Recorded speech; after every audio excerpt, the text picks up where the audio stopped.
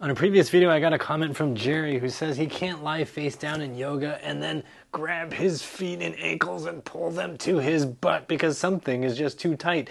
And he's not sure if this is his hip muscles or what he can do to improve his range of motion. So in this video, we're going to talk about what your hip muscles are, and we're going to talk about how you can improve your flexibility so that you can lie face down, grab your ankle, and kick yourself in the butt.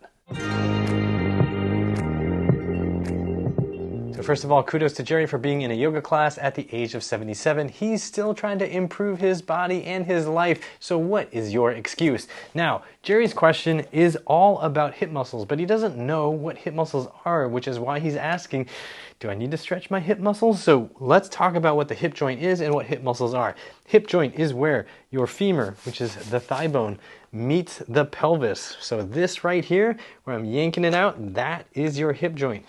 Hip muscles are any muscles that affect movement at this joint.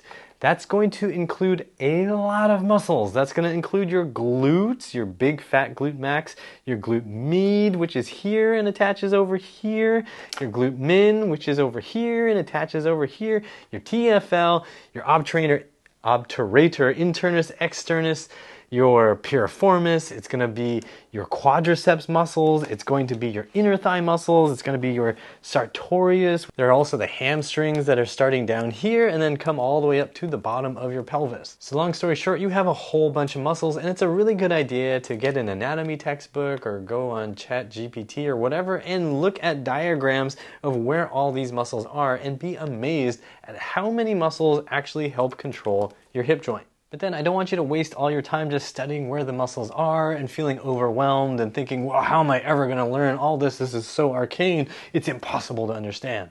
You can make this really simple for yourself. So if you're trying to do any sort of motion, just realize there are going to be some muscles around the hip joint that are going to either assist or restrict that motion. So for example, if I'm trying to lift my leg up here, there's going to be some muscles that contract to create that motion. Those muscles have to be here on the front somewhere, in some way, helping this leg bone move up. Those muscles have to contract to create motion. There is no other way to get motion with your muscles. They contract, they shorten, and you get that motion. You will have muscles on the opposite side that could potentially slow you down. So those muscles, maybe your hamstrings, maybe your glutes, when you go to lift up, you go, oh, I can't get there. You have muscles that are here firing too much, that are too short, that don't allow motion, and you have muscles up front that are too weak, that don't know how to function and pull up.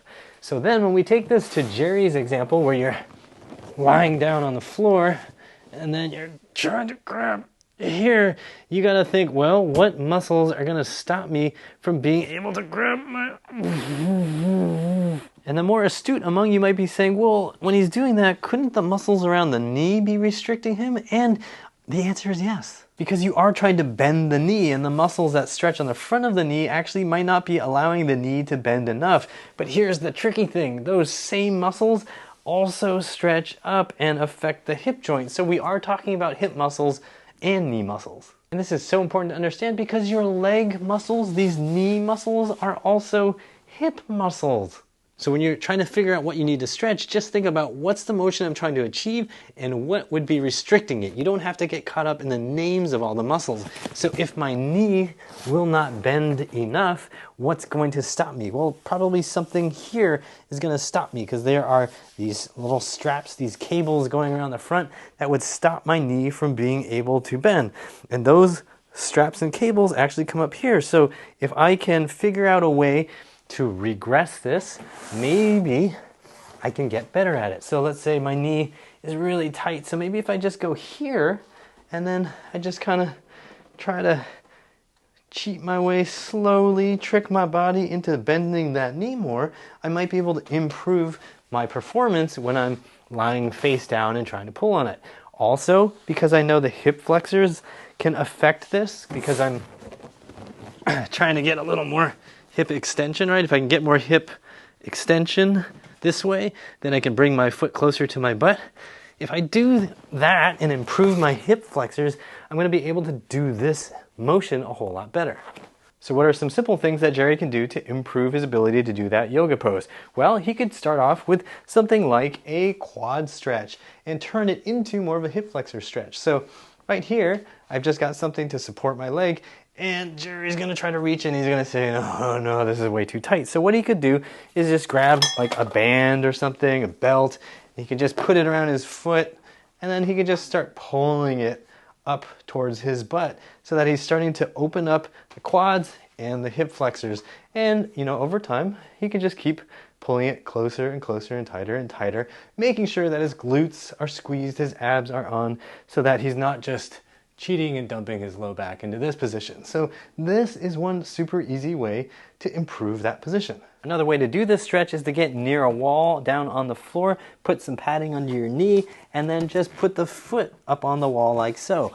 Now you can just gradually work your way to a more vertical position, but you don't have to rush it. You don't even have to get vertical. Just in this position, you're going to start stretching out the quads and the hip flexors, which is going to help you pull your foot to your butt when you're in that yoga pose.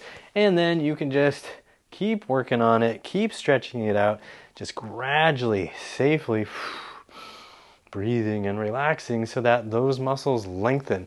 You want to hold stretches for at least 30 seconds. My God, please don't tell me that you're only holding them for 10 or 15 seconds or, God forbid, 2 seconds. If you are doing that, please watch the video that I've made about how to stretch properly and also the video about how long you should actually be stretching. I will link to those videos in the description box so you can check those videos out later.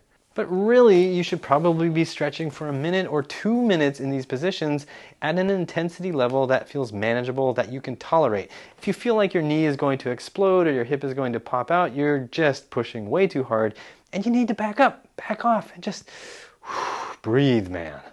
With this stretch, the idea is to be able to get hip extension while having knee flexion. So that means your knee is bent and your hip is opening up on the front. So both of those things are happening at the same time. That's putting your quadriceps muscles, your thigh muscles on maximum stretch. That's putting your hip flexors on maximum stretch. And it requires your attention to make sure that your abs are engaged, your butt is squeezed so that you're not cranking into your lower back. Over time, you want to just keep working on this, keep bringing yourself vertical to an upright position, getting that foot to your butt. You can also play around with twisting or tilting or whatever you want to do. Just do it slowly and safely because slow is safe and fast is foolish. And as your range of motion improves on that quad and hip flexor stretch, you can go back down on your yoga mat and start grabbing your foot and pulling it into your butt. And then as you get much more flexible than I am actually, you can start doing crazy stuff. And while we're on the topic, I am way too lazy to look up what the name of that yoga pose is, so if you know it, please drop the name in the comment section down below. I just wanted to make this video real quick, real fast, so I could help Jerry understand how to improve his position and also to help you understand what hip and leg muscles actually are and how to really work with them in a practical way that doesn't require you to get an anatomy degree. Because seriously, who's paying this much money for these college degrees? If you want to support this channel, use the links you'll find in the description box or the join button on YouTube, or if you can find the super thanks, you can use that too. To rebuild your body at home, go to uprighthealth.com/DIY and find a program that'll work for you. And for more free videos to help you stretch better, check these out here. Like, share, and subscribe with the bell notification on. And as always, I hope you remember that pain sucks, life shouldn't.